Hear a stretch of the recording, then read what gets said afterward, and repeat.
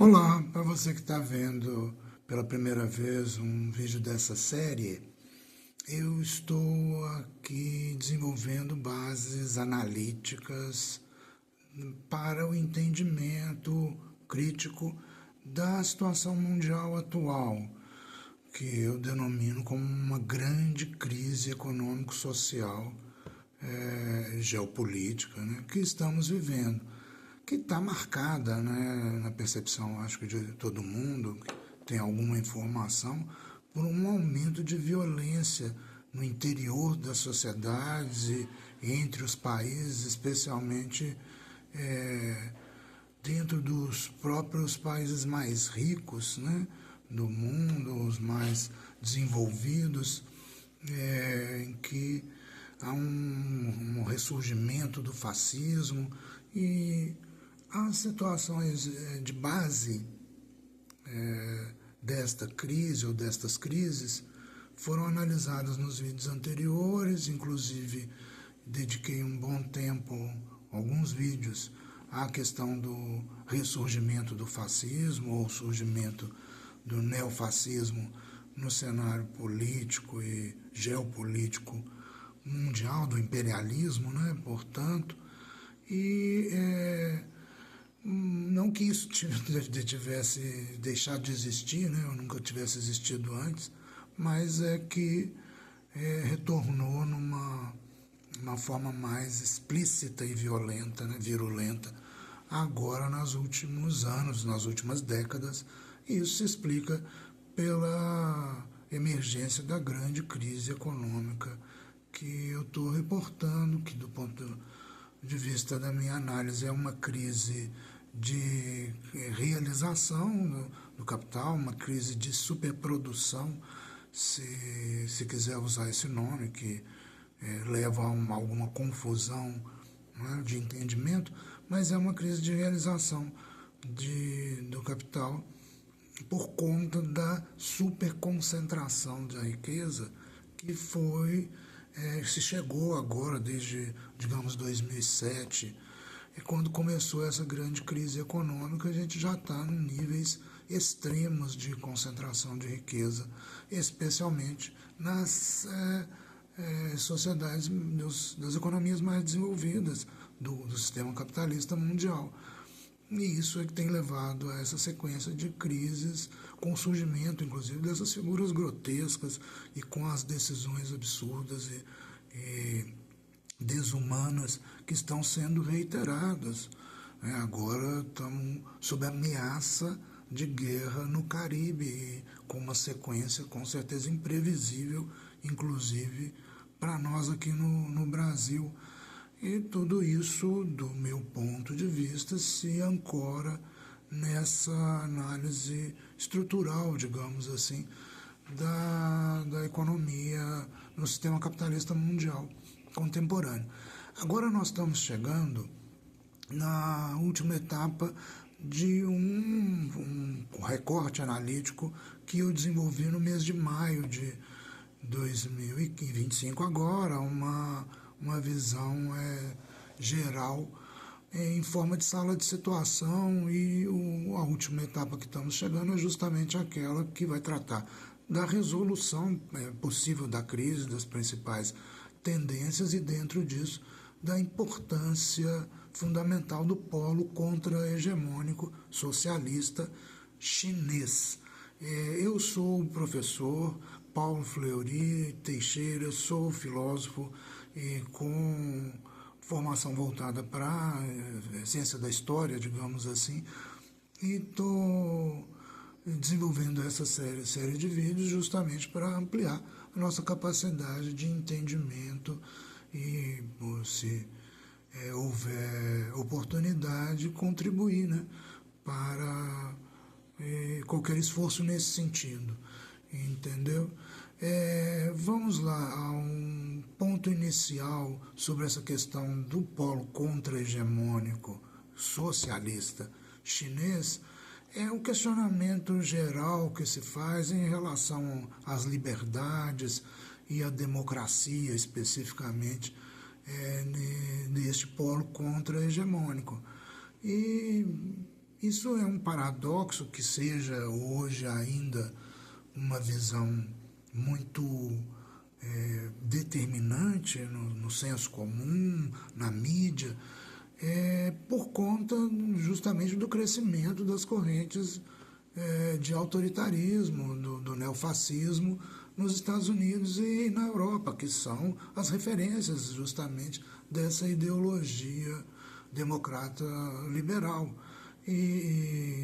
Mas ainda é um dos grandes instrumentos ideológicos da ideologia política no momento, essa ideia de que a gente está em um grande risco em todas essas áreas de maior influência dos Estados Unidos e da Europa, especificamente aqui no Brasil, a gente está num grande risco de ser dominados por ideologias e potências externas autoritárias, em face da democracia liberal que pretensamente a gente vive, ou na qual a gente deveria viver por essa ideologia.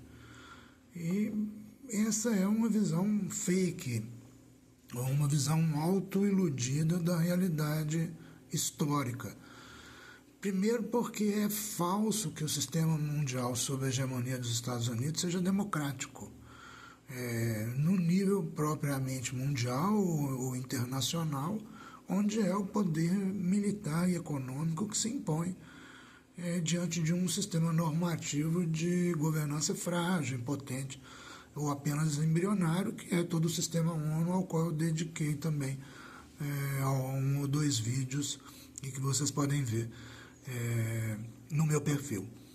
E é falso também no nível nacional, dos diversos países onde várias formas de ditadura, democracias fake são abundantes, são provavelmente a maioria predominantes no sistema sob a hegemonia dos Estados Unidos. E hoje nem mesmo os Estados Unidos a gente pode dizer com segurança que esteja em uma democracia. Isto eu escrevi, ou eu registrei em maio. De lá para cá, as coisas continuam deteriorando. O poder lá se exerce por atos imperiais do Executivo. O Executivo conseguiu criar uma doutrina de segurança nacional, a gente conhece isso aqui no Brasil, e então, sob a alegação de riscos à segurança nacional, tem atuado através de decretos. Também a gente conhece isso aqui, atos imperiais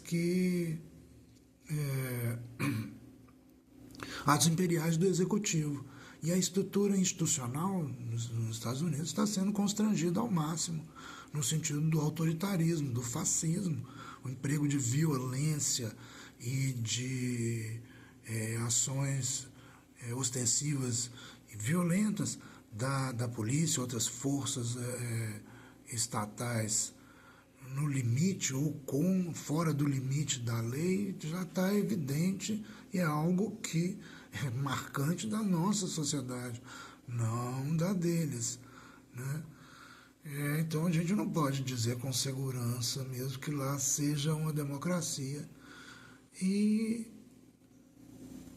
isso corresponde à natureza da crise atual, né? Essa deterioração das condições de democracia, de liberdades civis nos Estados Unidos, e na Europa isso está em curso também, de algum modo, ainda que, ao menos no discurso mais político, né, mais contido. Mas isso tem essa determinação econômica bem definida, como eu já introduzi, dado esse nível extremo de concentração da riqueza e dada a resposta que os bilionários no poder estão dando, como era de se esperar, que é de mais concentração de riqueza. É a visão conservadora liberal, que é a visão de alto interesse dos bilionários, que estão efetivamente no poder de um modo direto agora nos Estados Unidos, sem dúvida, né? Talvez se deva fazer agora, então, as seguintes perguntas. Será que esses próprios países ricos, democráticos e civilizados e, portanto, o sistema, né, mundial como um todo, não podem mesmo regredir a um nível de desigualdade, de corrupção, de violência social e política, que é característico, como também acabei de apontar, do Brasil, dos países secundários, subalternos do sistema mundial, como é o nosso caso, né?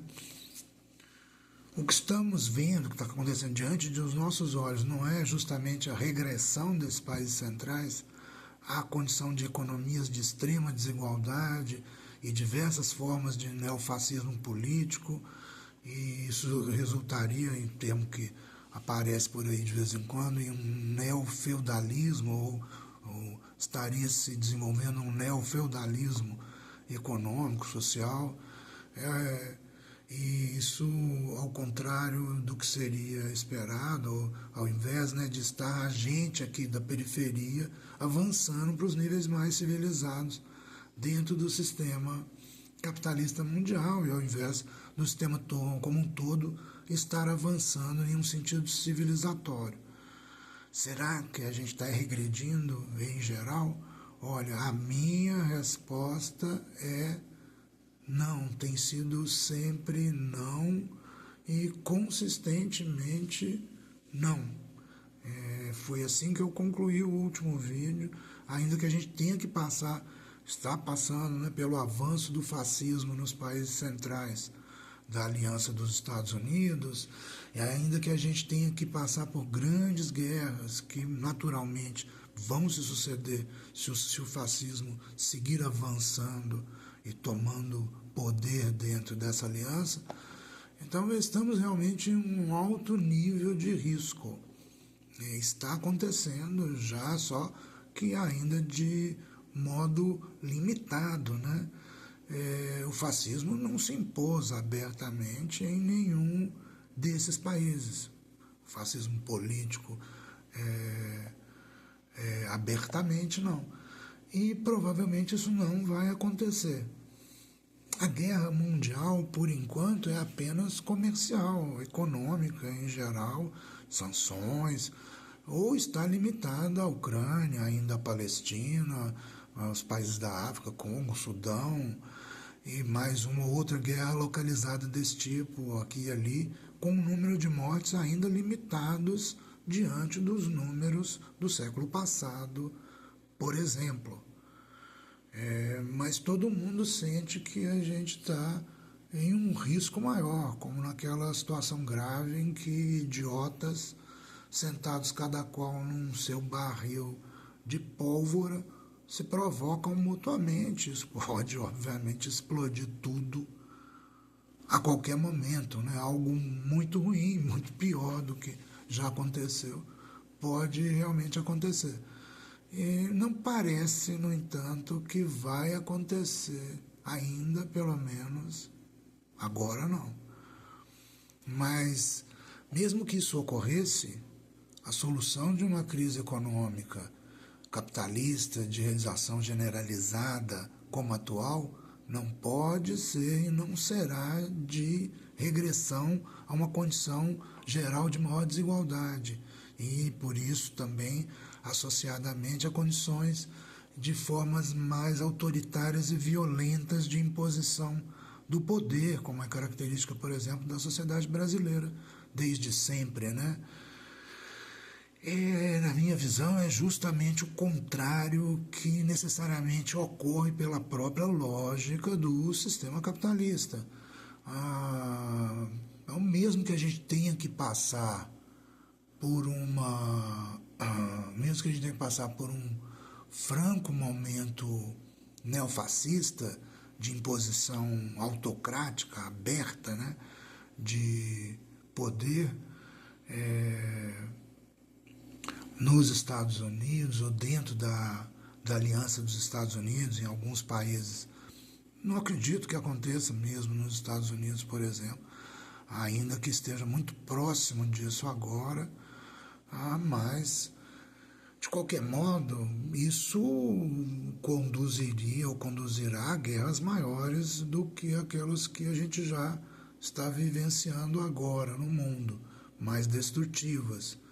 Ainda assim, a saída pós-resolução da guerra, ou solução, a saída de solução, resolução da crise atual, vai se dar por um novo ciclo de redistribuição de riqueza e de avanços socializantes no sistema. Vamos terminar por aqui hoje e na sequência vamos finalizar este tópico da resolução da crise atual e, finalmente, a importância do polo contra-hegemônico socialista. Até a próxima.